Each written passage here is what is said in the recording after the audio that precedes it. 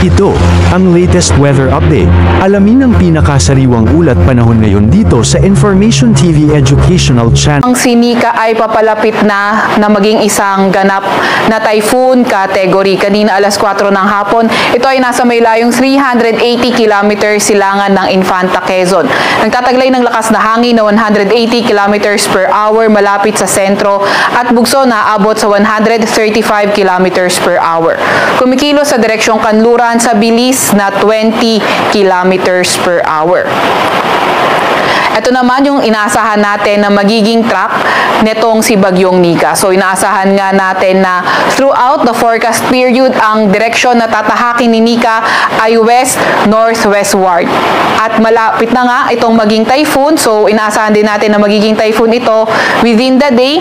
Peak intensity ito ay bago mag-landfall. So ang landfall niya, estimate natin, ay maaari sa may Isabela or Northern Aurora by tomorrow morning or early afternoon. Pero regardless kung saan man ito mag-landfall, kailangan pa nga mag-ingat na ating mga kababayan na malapit sa area nitong bagyo, pati na rin yung may mga signal at may mga weather advisory na area dahil sa mga banta ng malalakas na mga pag-ulan at malalakas na hangin. Palagi tayo makipag-ugnayan sa ating mga DRR officers at also lagi rin nga tayo mag-antabay sa mga ilalabas na update ng Pag-asa.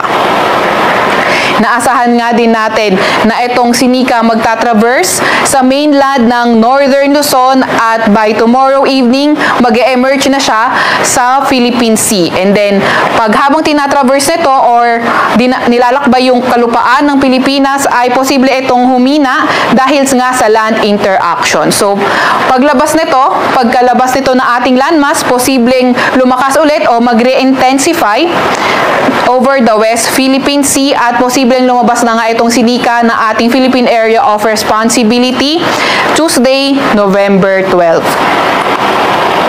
At dahil pa rin nga kay Bagyong Nika nakataas ang signal number 2 sa may northern portion ng Aurora, sa may Isabela, sa may Quirino, sa may southern portion ng mainland Cagayan, sa may Nueva Vizcaya, sa may southern portion ng Apayao, sa may Abra, sa may Kalinga, sa may Mountain Province, Ifugao, sa may northern portion ng Nueva Ecija, southern portion ng Ilocos Sur, sa may La Union, northeastern portion din ng Pangasinan. So pag signal number 2, minimal to minor threat to life and property.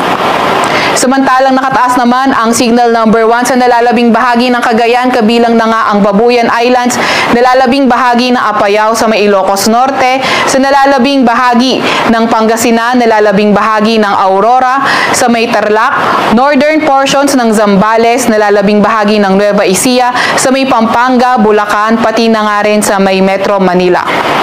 Signal number 1 din naman sa may Rizal, eastern portion ng Laguna, eastern portion ng Quezon, kabilang na ang Polillo Island, sa may Camarines Norte, sa may Camarines Sur, Catanduanes at ang northeastern portion ng Albay. So pag signal number 1, minimal to minor threat to life and property. Pinakamataas na signal na maaari nating itaas during the passage nga netong Sinika ay signal number 4.